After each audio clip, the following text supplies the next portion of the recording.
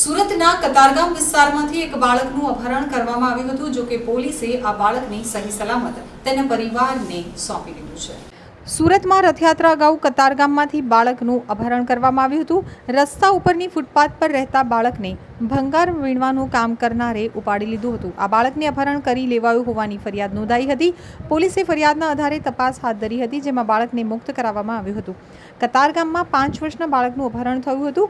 ભંગાર વીણતા શખ્સે અપહરણ કર્યું હતું. ફૂટપાથ પર રહેતું બાળક ગમી જતા આરોપીએ અપહરણ કર્યું હતું. અમદાવાદ રેલવે પોલીસે અપહરણકર્તાને દબોચી લીધો હતો. પોલીસે બાળકને મુક્ત કરાવ્યું હતું અને 32 વર્ષીય દીપક બાબુરાવ એંગલેની પોલીસે ધરપકડ કરી અને બાળકને મુક્ત કરાવ્યું છે. કતારગામમાં ફૂટપાથ ઉપરથી ગુમ થયેલા 5 વર્ષના બાળકને કતારગામ પોલીસે અમદાવાદના કાલુપુર રેલવે સ્ટેશન ઉપરથી પકડી પાડ્યું હતું. આરોપીની પણ ધરપકડ કરી હતી અને બાળકને આરોપીના ચુંગાલમાંથી છોડાવ્યું છે. આરોપી ભંગાર વીણવાનું કામ કરે છે અને બાળકને લેવા માટે સુરત પોલીસ અમદાવાદથી લઈ આવી.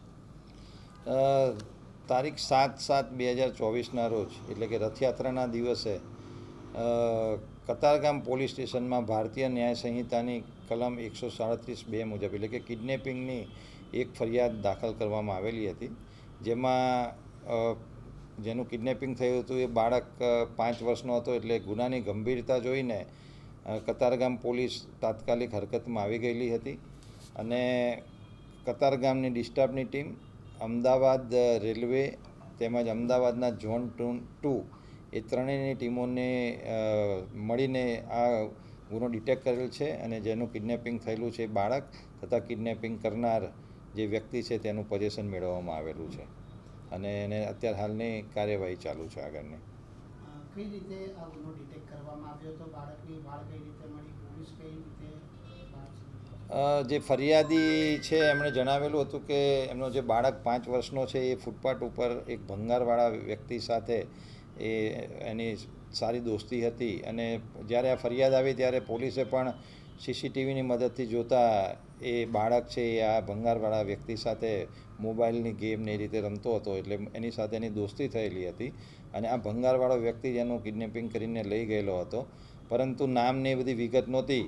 પરંતુ પોલીસે ટેકનિકલ રિસોર્સિસની મદદથી અમદાવાદની અંદરથી લોકેશન અને અમદાવાદ રેલવે તેમજ અમદાવાદ ઝોન 2ની ટીમ દ્વારા એ વ્યક્તિને શોધી કાઢેલ અને વ્યક્તિ પાસેથી બાળક પણ મળી આવેલ અને એ બંનેનું પોઝિશન લઈ અને કતારગામ પોલીસ આગળની કાર્યવાહી હાથ ધરેલી છે. મેઇન આમાં જે ટેકનિકલ રિસોર્સિસનો ઉપયોગ કરીને આ ગુનો ડિટેક્ટ કરવામાં આવે છે. જે વ્યક્તિએ કિડનેપિંગ કર્યું છે, પ્રાથમિક પૂછપરછમાં એવું ધ્યાને આવેલું છે કે વ્યક્તિના ડિવોર્સ થઈ ગયેલા છે, એને કોઈ બાળક હતું નહીં અને આ બાળક જોડે છેલ્લા 8-10 દિવસથી એની મતલબ મિત્રતા જેવું થઈ ગયું હતું અને બાળક એને ગમતું હતું, એટલે એ બાળકને લઈને ભાગ્યો છે એવું એની પ્રાથમિક પૂછપરછમાં જણાઈ આવ્યું છે.